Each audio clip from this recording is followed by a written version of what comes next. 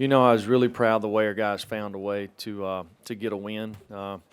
At the end of the day, that's what you're trying to do. I thought defensively we eliminated some explosive plays and kind of made them earn it, so that helped us. Offensively, really struggled to move the ball. I think you got to give Charlotte a lot of credit for that. It's kind of like I talked about earlier in the week. They give you a lot of different looks. They do a really good job, very well coached. And we just didn't make any explosive plays, and we really struggled to be consistent and run the football. So that's not a very good recipe for success. But we did find a way to create a positive play on special teams, and probably was the difference in the ball game, really. So that's I'm glad we had an opportunity to do that. Marquez made a good run, and I thought we had some good blocks out there. But Charlotte's got a good football team, and I know everybody sits there and they want to talk about, well, what's the score, this and that. Well, I'm going to tell you, I've coached on a team that got beat by I'm not even going to say it because it's not being disrespectful. I ain't going to say it. But my point is this, okay? Anybody can beat anybody any week. And it's a credit to really it kind of talks about kind of the parity and college football and how many good football players there are out there, and how well coached every team is. So it's really good for the game. I mean, we beat what I think is a pretty good football team. I think, and we're very evenly matched. So we found a way to win, and I'm glad we did. So with that, I'll take any questions. David, Tom, and Jimmy.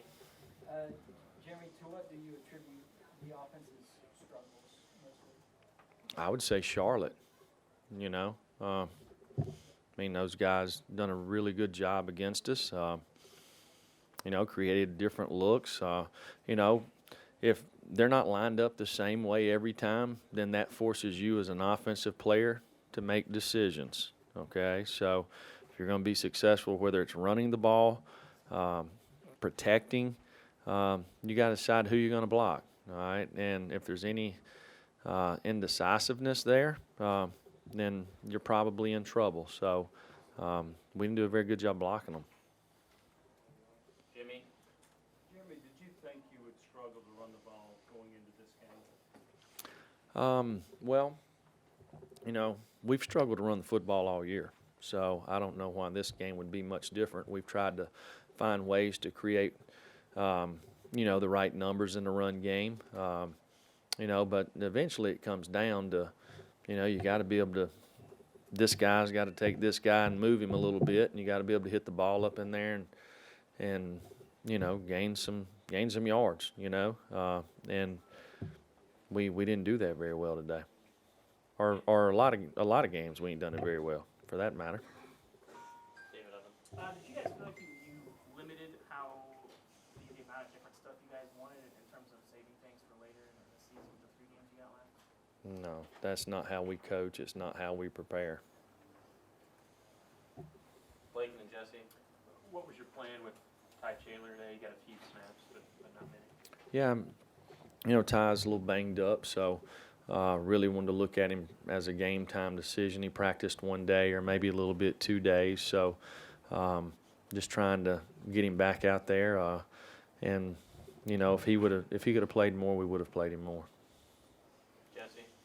Y'all started and played the same offensive line all last week. Today it looked like you made a couple changes, including starting, I think, the right tackle. Was that based on performance, or just wanted to see some other guys out there? Well, when you look up here on the scoreboard and you got 2 yards rushing at some point in time, you might as well make some changes, right? Weston and Marshall. Jerry, with the long table, did you get a chance to see the replay of that target call? What's your message to him after the past couple of games here? I know, I realize our officials have a tough job. I realize that. I've not seen the play. Have no idea if it was targeting or if it wasn't. But I obviously don't know what targeting is because I watched 2 games before I came over here, and they threw targeting fouls, and then once they replayed them, they wasn't targeting fouls. So I would have said both of them were. So I obviously don't know. So, and I don't think anybody does, to tell you the truth. So I think we've got to kind of come to a common ground as coaches, officials, and everybody involved, because we all want the same thing. We want to protect our game. We want to protect our players. That's what we're trying to do. That's what the rule's there for. I just want to coach it the right way. And I hate that guys have to suffer maybe by poor technique, so I don't know. Marshall, then Corey. Jeremy, what was your take on Kyle Phillips' sack that got reviewed for a possible safety? Well, I mean, again, that's a judgment. Is he going backwards? Is he, where are they going to spot the football? So if all of us in here was going to spot it, we'd all probably spot it at a different place. So. Corey. Coach, Jarrett seemed to hang in there after taking a lot of big hits today. What does it say about his toughness and his character to be able to keep stepping up and going back in there after taking all those hits? Well, I don't think that since I've been here we've ever questioned Jarrett's toughness. I think he's plenty tough enough. We've said it over and over. We can 5-man protect, 6-man protect, 7, 8. He's been hit out of all those protections. So some of it you got to get rid of the ball. Some of it guys getting beat. Some of it, hey, maybe we got schemed up. Very little time. So we've got to do a better job offensively in all phases. It starts by being able to run the football. So I can tell you this as a defensive coach, if you can run the football and you're not one-dimensional, it's not easy. It's not near as easy to be a great pass-rushing team. So that starts with being able to run the football, protecting the quarterback. Rob Lewis. Coach, it looked like you played a ton of young guys on defense today. You didn't see Garland, JJ, I think that got in there. Just, did you plan on doing that going into the day? And enough? Did you see enough to have the opinion of what you thought of? No, we're just putting our best players on the field. Some of these guys, the longer they're here, they're obviously going to gain more knowledge of what we're trying to get done. They're going to have a better idea of kind of what the expectations and standard are as far as how you practice, how do you prepare. So they're going to improve. And, I don't know how any of them played, but I know how they practice during the weeks. And when they practice, they're learning to kind of get after it every day. And we're going to give them opportunities. It'll make them better as players. It'll make us better as a team. Jesse, then Wes. Had a couple opportunities to potentially go for it on 4th down in Charlotte's territory. Was that just a case of you wanted to pin them back and see if you could create a short field for your offense, or you didn't trust the offense to get that first down there? Well, I think, when you're looking at it, you kind of got to have a feel for the game. Our defense was doing a pretty good job of kind of holding them. So, kind of play field position and that's kind of my thoughts on it. Last week we went for it. Second half we didn't stop them. So, I just kind of have an idea that usually if you're not stopping them, you're probably not fixing to start. And if you are stopping them, you probably will continue to stop them.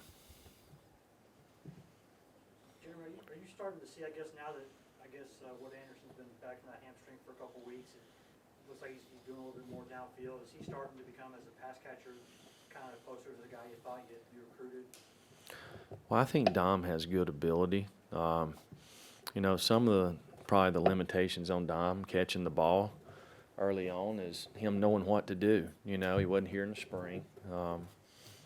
So it's when you go from whether it's high school or junior college, and you go to in SEC playing, practicing, whatever, it takes a little while to kind of get acclimated to the speed of the game, to the demands at practice.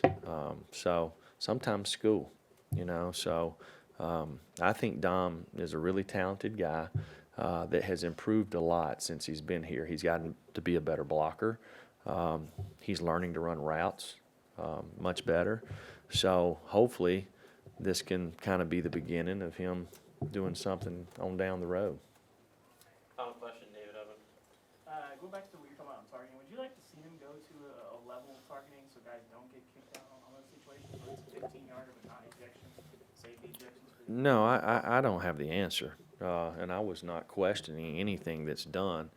I just think there's a lot of, that it's kind of hard to figure it out, I mean, so I'm just trying to, I'd like to do a better job as a coach to coach my guys so they don't get targeting. I coached for a long time. We didn't have any targeting. I'm talking about the guys I coach. We've had 2 this year. So I'm just saying I watch it on TV and there's flags going everywhere, and you really, I don't know the difference in what is and what isn't, because what I think is going to be isn't, and what I think isn't is. So maybe that's just me. I don't know.